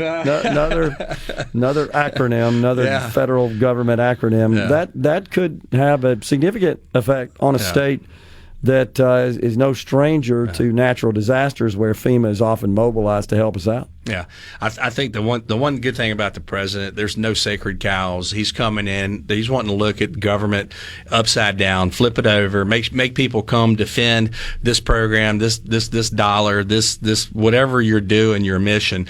And a lot of what the president's doing is because Congress has abdicated their congressional oversight over the years. We don't reauthorize agencies. It used to be, it didn't matter whether you're a Democrat or Republican, a federal agency, whether it's Department of Justice or whether it's Department of Homeland Security, they have to come in and justify their budget, justify their actions and their missions. Well, we failed to do that. So what you have now is you have FEMA. It was created to provide efficient and effective delivery of natural resources to disaster areas. Now it's bloated, it's bureaucratic, and they're not fulfilling their mission. The state of Mississippi is the model for resilience and recovery, you name it, and preparedness. So states are better at preparedness, and we're better at recovery. So let's look at it. But don't throw it completely out without having something there to help those states that are going to be devastated after the next natural disaster. It's not a matter of if, it's when it's going to happen. But let's make sure they have the tools to, they can handle their own preparedness, their own recovery. Maybe it's a block grant, and then let FEMA just make sure that they're spending the money the way Congress intended. Yeah, I think that makes sense. And honestly, Congressman, I'd like to see that same model employed across the board. Perfect. Yeah. So it's been 20 years since Katrina, right? Right. We still have open FEMA projects that have not been closed out. And, coming back 5-6 years, my office helped almost every coastal city in appeals and trying to get, they're coming back 5-6 years later asking for money and trying to claw back money from cities that were devastated. 10 years into it. That's not necessary, and it needs to be reformed. Yeah. And, of course, the president has appointed former Governor Phil Bryant to help in the effort of restructuring and certainly studying FEMA and seeing how we can improve it. But you have to give props to the president for recognizing that the agencies had some missteps. I don't think you can deny that. No, it's not just FEMA. There's the weaponization of the DOJ. Sure. The government has, and again, and I was a former member of Congress. I blame Congress. We've abdicated our responsibilities. We have not held these federal agencies in check. Sometimes it's because of the insecure majorities of both houses that we can't get things done, or not having the levers to do it, such as a Republican president, Senate, and the House. That's why it's so important that we pass this big, beautiful bill. The American people need it. Everybody needs it.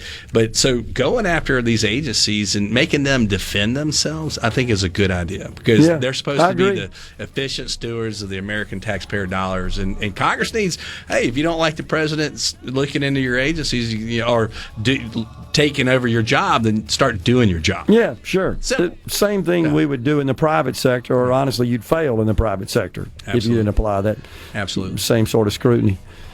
Former Congressman Steven Palazzo of Mississippi's 4th District has been our guest. Thanks for coming on, Congressman. Enjoy the conversation. Always a pleasure. Thank you. You bet. We're coming right back, folks, in the Element Well studio. Stay with us.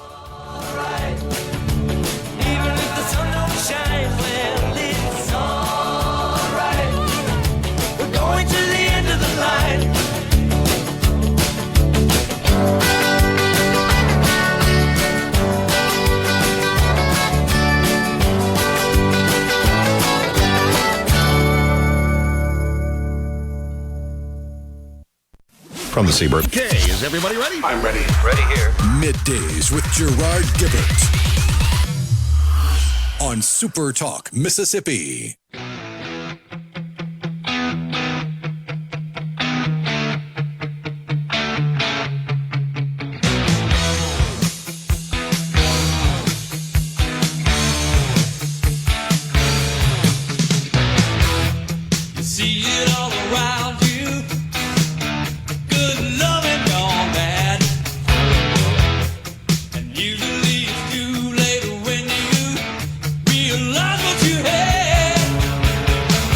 Welcome back, everyone. A little 38 special.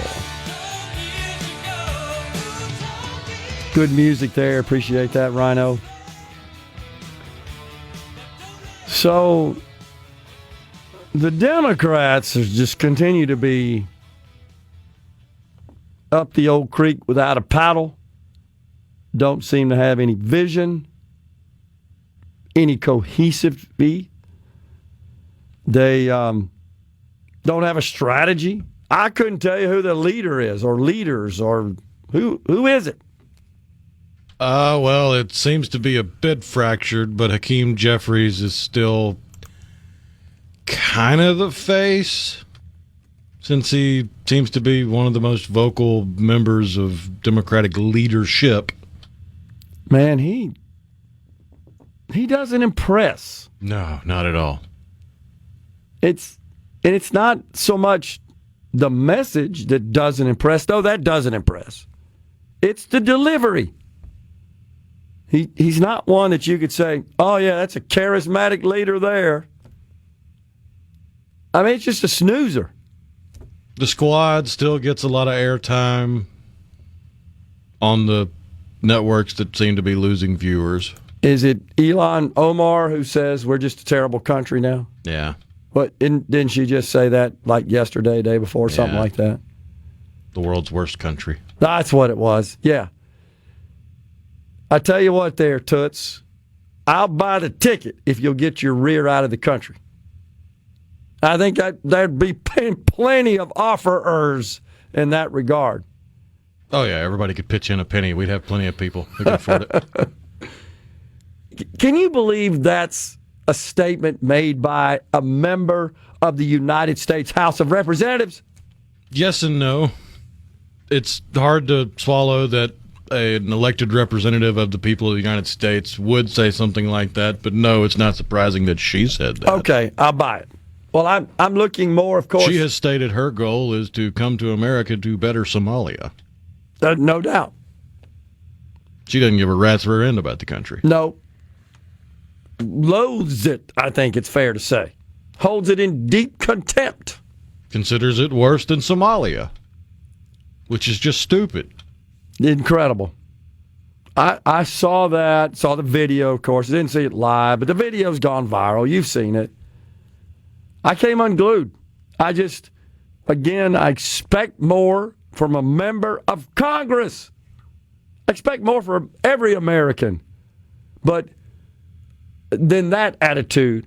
But when you serve in the United States Congress, am I just wrong and old-fashioned to think you need to do it a little better and cleaner than everybody else? Is that just taboo these days? To the Democrats, yeah. Because it seems like the Democrats' only political strategy at this point is to show their rear in public and get arrested. So tell us about that. This New York City comptroller. Yeah, the comptroller What's up with that guy? Was trying to sneak an illegal alien out of the courthouse, and ICE showed up. So he decided, well, I'm going to lock arms with this guy and not let go. And the ICE agents tell me to let go. So he got detained for obstructing justice.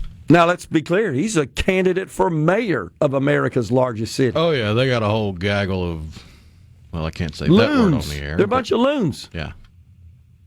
There's like nobody that you'd say, oh, yeah, that's who we need leading New York. Well, you've got a dyed-in-the-wool communist running. You have an actual clown that wears clown makeup. That's absolutely running. true, yes. You've got the comptroller running, which we had a question earlier asking about whether or not there are elected officials tied to the healthcare industry, specifically the trans healthcare industry, where they're happy to tell their insiders that they are all for trans treatments because they get a patient for life.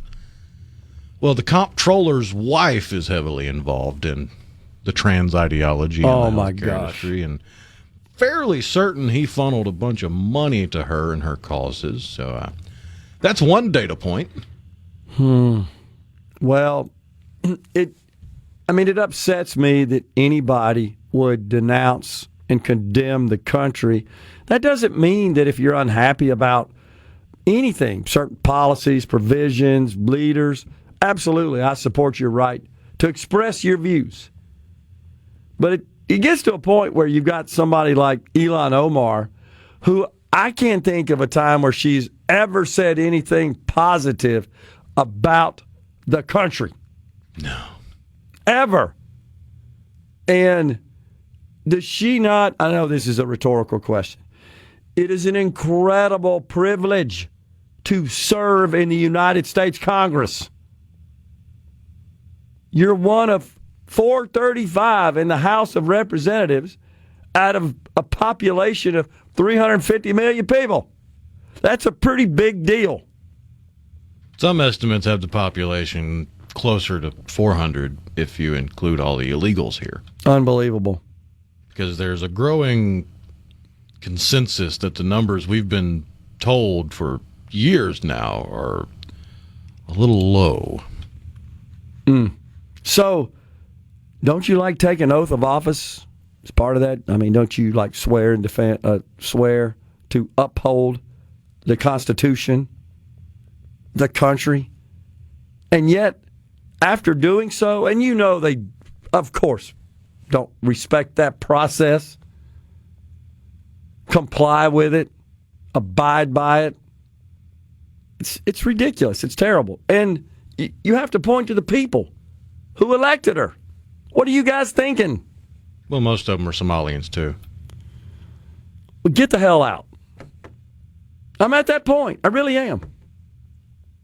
I feel like I'm back in 1968. I think I shared with this a couple of weeks ago. America, love it or leave it. There's no in between. Again, that doesn't mean I don't respect your right to express your grievances and redress your government. But that same right goes both ways and allows you to say, get the hell out. That's exactly right. Thank you. I really do feel that way when I see that sort of stuff. What are you here for? Because to enrich themselves? Exactly. Could she anywhere else to the degree she has? Not even close. Not even close. Would she be elected to some position of government elsewhere? I dare say no. No. No chance. In her native country, zero chance. One of the most corrupt governments on the planet. We learned that the hard way, by the way. Get out of here, man. Keep leaning into it, Democrats. You're idiots, honestly. But this trend now, apparently, where I'm going to go get attention by scuffling with ICE agents, like this comptroller who seeks to be the mayor of New York City. And there are numerous other examples we've seen in the news the last couple of weeks. I thought they're supposed to be champions of peace and tolerance. Anything but.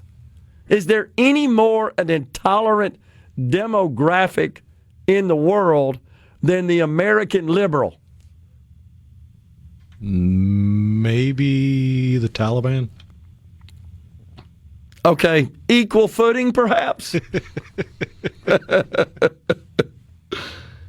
I mean, it really is ridiculous that the level of intolerance from people who claim to be champions of diversity. It's so sick. I've been reading, by the way, while we're on the air, getting notifications.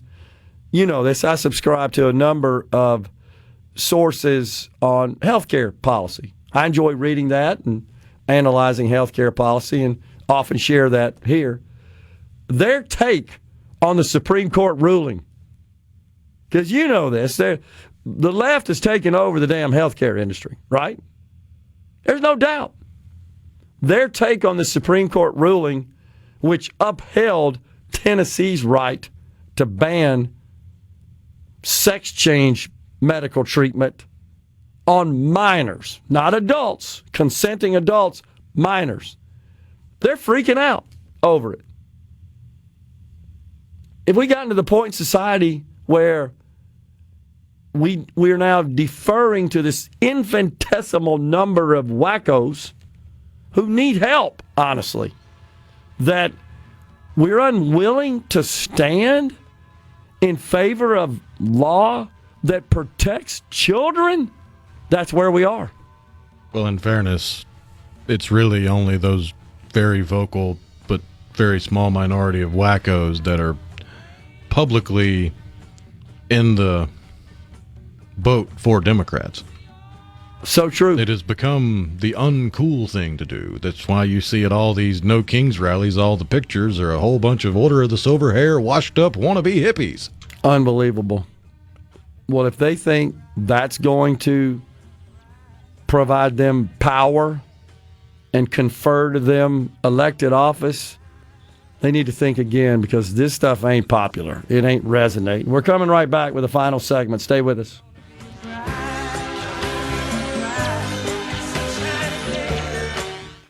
The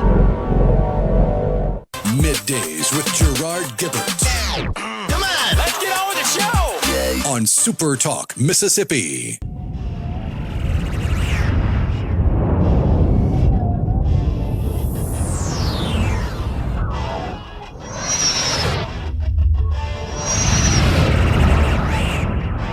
People of the earth, can you hear me? Came a voice from the sky on that magical night.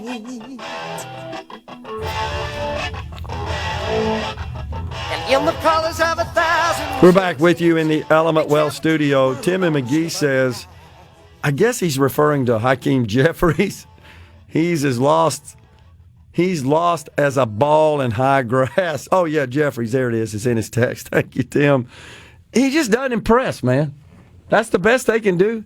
I mean, you've got other faces of the Democrat Party like Gavin Newsom and Pete Buttigieg, and Nancy Pelosi still puttering around, but nobody has really stepped to the forefront to take the reins and steer the party in a more productive direction. They're just circling the drain at this point. And because of their rather obsessive quest for attention, as you point out, the Democrats in the House, out of the 213 of them, are the squad, the 3 or 4 of the squad, and Jeffries. Most people couldn't name the rest of them. Pelosi. I mean, most people couldn't name. I guess our own Benny Thompson, we all know who he is. But you get outside of Mississippi, not a lot of people know who the hell he is, right? But AOC, Elon Omar, yeah, we all know who they are because they're, like you said, always looking for the camera, always in our face. And by the way, on the C Spire text line, it would have to be a one-way ticket. That in response to my offer to buy her a ticket. I promise you that's what I had in mind, was a one-way ticket back to Somalia, as you indicated. Out of this country. If this is the world's worst country, wouldn't you think your homeland would be better if we're the worst? Unbelievable. I can't fathom it coming from a member of Congress. Can't fathom it. Elon Omar would detonate a nuke here on U.S. soil if she had the proper equipment, texts CC in Senatobia. Sure feels like it. And take Whoopi Goldberg with you, too, please. She and Oh, heck, what's the one's name that starred in, I can't believe I can't remember her name, that did move, right? That goes out and tells you all the time that she moved, was in a league of their own. Rosie O'Donnell. Yeah, she moved, I think, officially, if I'm not mistaken. I think I've seen like some reels on social media where she talks about having moved. I'm not sure where she moved to. I think that's right. Yeah, she moved to Ireland. Okay, that's right, to Ireland. Yeah, I think she's of Irish descent, if I'm not mistaken. Rhino, I remember seeing somewhere where she was coming back. Oh, God forbid. Mo says, did you see the photo of Greta Thunberg and her supposed boyfriend? He looks like Gollum from The Lord of the Rings. I haven't seen it, but it wouldn't surprise me. But you said you saw her sister or something? Oh, yeah. It seems like social media has taken a... Liking's not the right word. They're enjoying the German emotion of schadenfreude, happiness at the misfortune of others, because more and more videos of Greta Thunberg's sister have come out where she's performing, I think that's about the nicest way I could put it, musical acts, and, well, bless her heart, some people just aren't blessed with the voice of an angel, and sadly she can't carry a tune in a bucket. Dan in Hattiesburg says, unfortunately, people around the country do know Benny Thompson because of his involvement in the January 6th Commission. I think that's true, Dan, that he did rise to some fame. You know, he enjoyed that, Rhino, being the head of that, right, as Homeland Security chairman, I think, at the time. But I would say, Dan, you're right to some extent, but as time progresses, people forget that stuff. So his minute in fame has diminished since then, except here in the great state of Mississippi. They think they have to coddle fringe groups along with flaming lips to have any chance to win elections. I don't think they're really paying attention, though, Rhino, in that respect. This is on the C Spire text line. I agree. It seems like they're so afraid of saying, you know what, it's not for me anymore. I'm going to sort of detach myself from what I call the altar that they genuflect at, which has, of course, climate change, race, and gender ideology atop the altar. They genuflect, worship that. Seems like they'd realize, you know what, this is not a path to gaining power. I think the American people spoke loud and clear. John from Hardeman County, Tennessee says, thank you, sir. You just gave my brain a little workout. Tim and McGee says, have y'all seen Rosie? What do you expect? I did, Tim, recently on that video. I agree with you, Tim. Shocked. You can take it from there. William and Brandon sent the picture, and wow, that's a good description. Gollum, facial features, the ears. Yeah, he's a little tall for Gollum, but yeah, it's a striking resemblance. Sam in Tupelo agrees with us. They're just trying to squad. They're just trying to get their face on camera. Maxine Waters looking for her face. Unfortunately, there's so many ways to get attention and exposure. That has increased the amount to which they will go to get that. We're out of here today, back tomorrow. Until then, stay safe and God bless. A SuperTalk Mississippi media production.